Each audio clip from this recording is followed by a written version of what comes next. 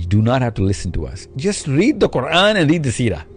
You'll find out that there is not even a single iota of an example from the life of the Prophet ﷺ or any Sahabi that the current clergy is living right now.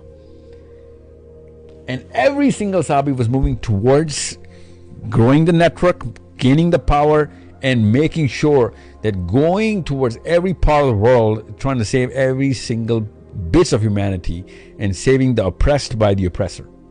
And by fighting the oppressor, even if they have to. And they had to, and they did.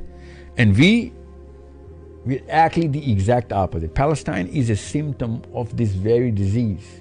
Palestine could not have come at a more beautiful time to train the generations that, you know what? It's an inflection point. Yeah, exactly. By the way, I call it the point of no return. Because if we go immune on Palestine, that means no Pakistan or Egypt or Yemen or anything. No one is going to save nobody now. Yeah.